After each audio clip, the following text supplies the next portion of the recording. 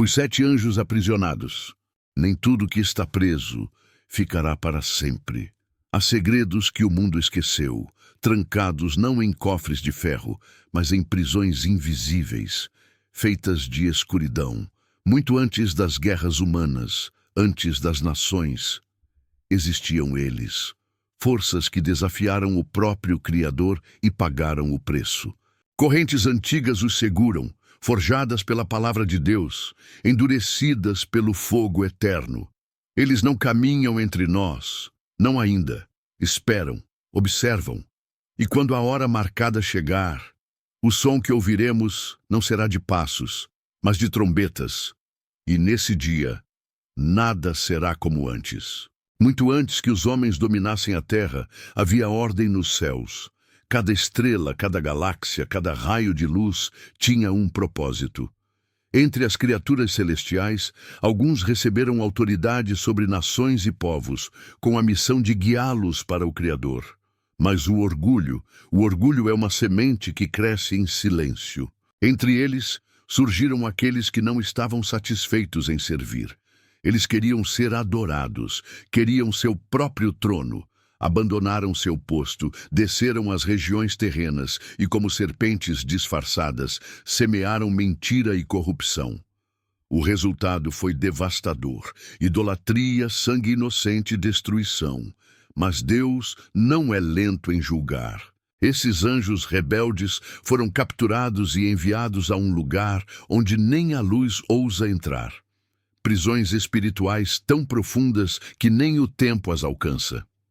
Não há porta, não há chave humana. Somente o Criador tem autoridade para libertá-los. E enquanto os séculos passam, eles esperam, não dormem, não envelhecem, apenas aguardam a ordem para sair. Séculos depois, o apóstolo João foi arrebatado em espírito para o futuro, um tempo onde o fim e o início se encontram. Ele viu 7 trombetas, cada uma anunciando um juízo sobre a terra. Quando a 6ª trombeta soou, o silêncio do céu foi quebrado por uma voz que vinha diretamente da presença de Deus. Solta os 4 anjos que estão presos junto ao grande rio Eufrates. Esses 4 não eram mensageiros de paz, eram executores de juízo. Tinham uma missão programada para um momento exato, 1 ano, 1 mês, 1 dia, 1 hora.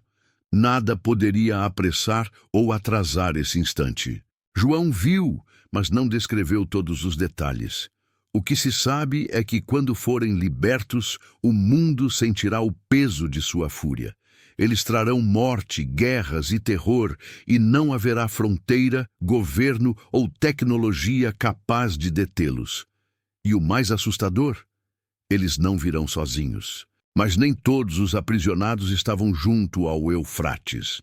As Escrituras nos dão vislumbres de outros 3, líderes caídos, diferentes dos 4, mas igualmente perigosos.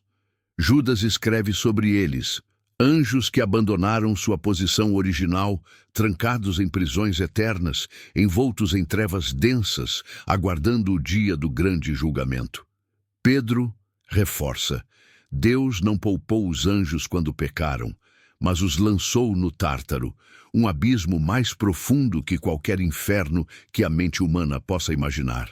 Alguns textos antigos, como o livro de Enoque, até dão nomes e funções a esses líderes: mestres da corrupção, da feitiçaria, da guerra e da luxúria. Juntos, com os 4 do Eufrates, formam 7 príncipes caídos, 7 forças aprisionadas, 7 chaves do caos. Por séculos, eles não interagem com a humanidade, mas a profecia deixa claro: sua prisão não é eterna.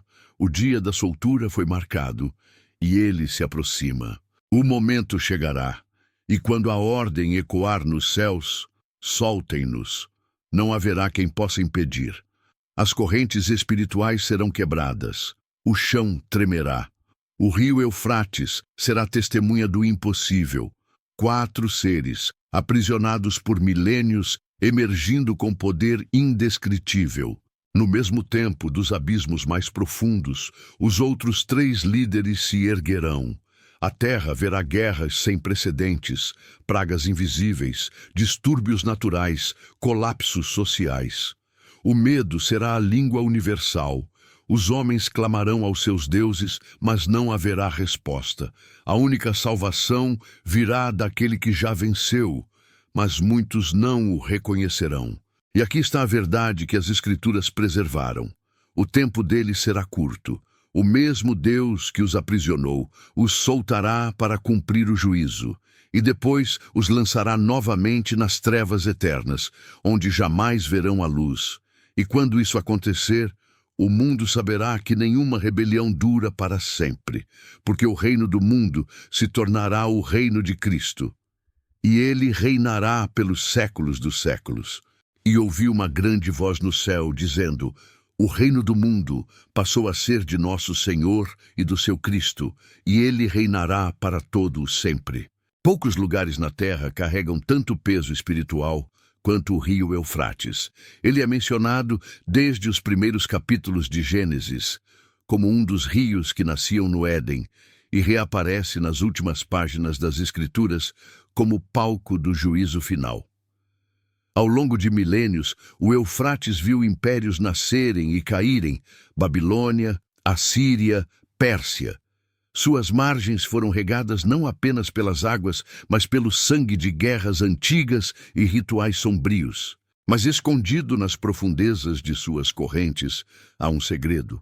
A Bíblia revela que 4 anjos caídos estão presos ali, não no leito visível do rio, mas em dimensões espirituais ligadas ao local.